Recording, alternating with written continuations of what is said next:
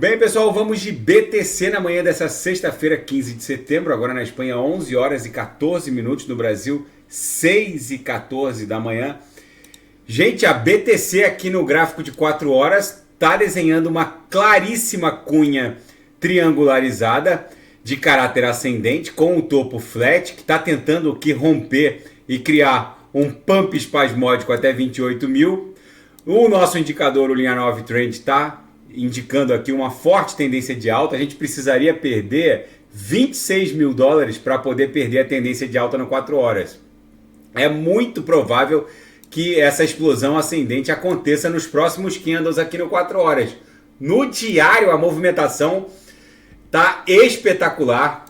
No mínimo, as 3 linhas do canal de Keltner emborcaram para cima. No mínimo, a gente vai encostar nessa pernada impulsiva no patamar de 28 mil dólares, que é a confluência da base da nuvem, da MM200, que é essa linha alaranjada aqui, e dessa LTB aqui, que está fazendo as vezes da aresta superior da nossa cunha. Na projeção, a nebulosidade avermelhada está perdendo espessura, o que indica que os compradores estão tentando retomar o controle da BTC no diário.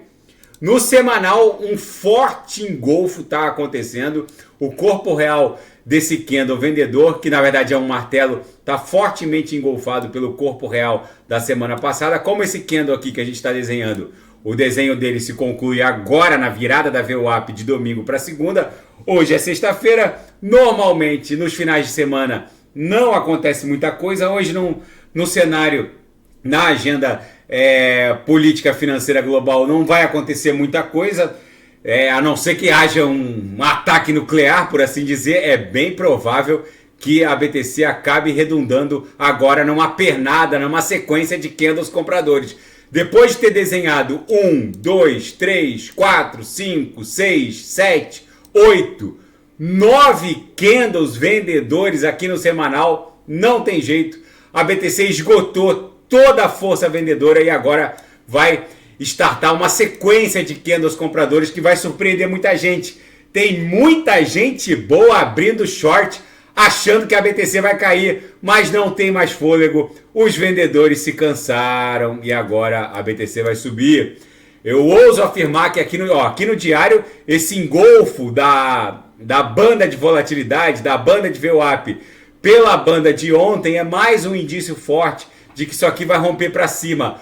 Todos os sinais estão dando conta de que isso aqui vai romper para cima. Ontem, o sinal ofertado fechou no gain com lucro no bolso dos assinantes. Eu vou encontrar um ponto seguro para ofertar os sinais na sala de sinais daqui a pouco. Na seara fática, o Deutsche Bank agora mergulhou de cabeça na custódia de criptomoedas e ativos criptográficos, inclusive NFTs. O Deutsche Bank, o maior e mais importante banco da Alemanha, oficializou o serviço de custódia para o setor criptográfico e recebeu a licença dos reguladores alemães.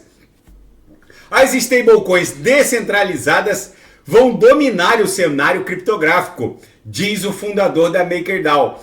As stablecoins DEX, aquelas que são controladas de forma descentralizada, como a MakerDAO, na verdade, elas surgiram na esteira da Luna UST, que era supostamente uma stablecoin descentralizada, mas colapsou, mas deixou um legado positivo. A MakerDAO, por exemplo, decide os investimentos, decide entre comprar bonds, que são títulos do Tesouro norte-americano de curtíssimo prazo, ou treasuries, que são títulos do Tesouro de médio e longo prazo. Elas decidem tudo isso com base em votação no ecossistema descentralizado das blockchains. É muito interessante.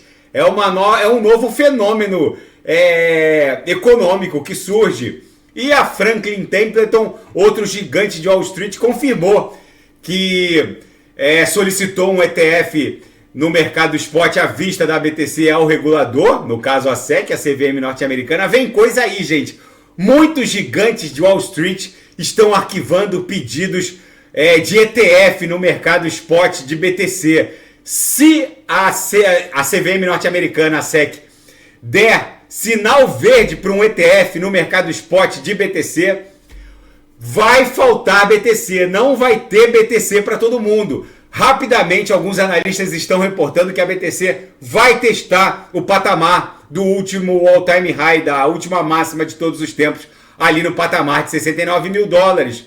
E a China sancionou 2 empresas militares norte-americanas que fabricam insumos militares por vendas de armas para Taiwan. Enfim, e o ministro da Defesa chinês foi demitido pelo Xi Jinping. Uma movimentação incomum que acaba indiciando que vem alguma pedra desse jogo de xadrez geopolítico militar global está sendo mexida e de forma muito impactante. Os americanos estão de olho nessa dança das cadeiras da defesa chinesa.